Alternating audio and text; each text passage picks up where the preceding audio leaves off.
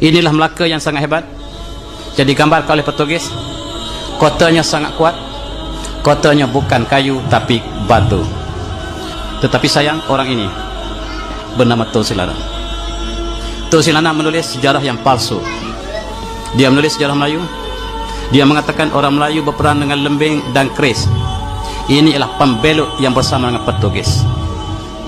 Inilah yang tali barut Portugis, yang sama-sama berjuang untuk Portugis dan ditangkap oleh tentera Aceh dan dibawa ke Aceh, yang sepatutnya dibunuh tetapi diampunkan. Akhirnya dia bertobat di Aceh menjadi orang yang baik. Tapi tulisannya sejarah Melayu ataupun Suratul Salatin ini mengandungi berbagai-bagai sejarah yang palsu, mengatakan orang Melayu sangat lemah, bodoh dan tidak ada teknologi sebab dia bercakap bagi Pak Portugis.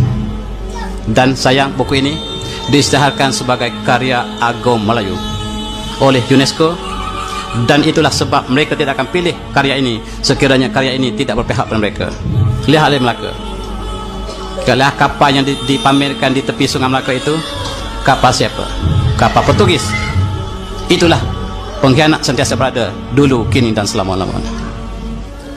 Kita lihat bagaimana apabila jatuhnya Melaka, maka seluruh umat Islam bersatu, termasuk kerajaan Aceh, kerajaan Osmaniyah datang untuk membebaskan Melaka. Tetapi pengkhianatnya ialah kerajaan Johor, Pahang, Lingga, Riau. Inilah pengkhianat yang belum dicatatkan dalam sejarah. Pahang, Johor, Lingga, Riau, inilah pengkhianat yang bersama dengan Portugis mempertahankan Melaka. Apabila Melaka diambil alih oleh Belanda, satu kisah yang cukup sedih berlaku. Semua ulama telah berpadu melantik orang ini, namanya Raja Haji, untuk menjadi komander besar seluruh alam Melayu menentang Belanda. Kita lihat dia telah terkorban, syahid di Teluk Ketapang. Sebelum dia syahid, dia menulis surat ini. Kita kenang apakah yang ditulis oleh dia. Dia kata, pada hari ini tanggal 19 Rejab 1998 Hijrah, warkah ini kutulis di atas sejadah, menghadap kiblat dalam keadaan berwuduk setelah selesai doa dan doa panjang untuk sekalian umat Melayu. Al-Quran di sebelah kananku, kitab Dalail Akhirat di sebelah kiriku, badik bersaka di pinggangku.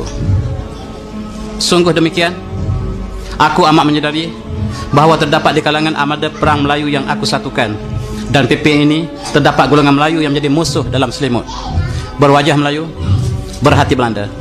Usahlah ditanya bagaimana aku mengetahui, kerana tahu di angin turun naik. Apabila Allah menghendaki terjadi satu perkara, maka tiada siapa yang dapat mengelaknya. Dia mengumpulkan seluruh tentera di Asia Tenggara untuk menentang Belanda. Tetapi dalam tentera dia dikumpul, diberi rasuah oleh Belanda, sehingga inilah yang disebut sebagai wajah Melayu berhati Belanda.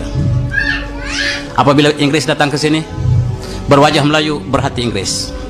Sejarah telah berulang. Ketika Portugis, berwajah Melayu berhati Portugis. Itulah sejarah bangsa ini, bangsa yang paling mudah dimanipulasikan oleh penjajah. Apa kata seterusnya oleh Raja Haji? Dia kata, biar mereka masuk menyelinap ke dalam kubu kami dan mengepung aku. Maksudnya munafik yang sedang menjadi tali barut British atau Belanda datang mengepung panglima sendiri. Syak Pasik, yakin soleh, batulah yang menjadi juada. Ini bahasa Raja Hadi. Nah, wahai si munafik, aku sekali tidak pernah takut pada kalian. Marilah kita berdepan sebagai lelaki Melayu yang sejati. Engkau kendolah panji perjuanganmu, aku kendong panji perjuanganku. Nyawa kita di tangan Allah. Matiku di medan perang ini tandanya sentiasalah aku hidup di sisi Allah. Matimu di medan perang tandanya celakalah kamu di akhirat nanti. Mereka berani mati sehinggalah petualang bangkit daripada sujud. Tatkala imam dan jemaah masih bersujud, lalu ditancam pisau di belakang antara mereka. Maka sekali lagi tidak mengundang-gundah, karena apabila sudah datang janji Allah, maka syahidlah dia. Jika ditikam itu masih hidup, maka dia akan menjadi saksi si petualang itu. Ini catatan yang disebut oleh Raja Haji. Mereka bersolat, sama-sama bersujud. Sujud mereka panjang. Kawan sebelah bangun tikam kawan sebelah, seluruh mati.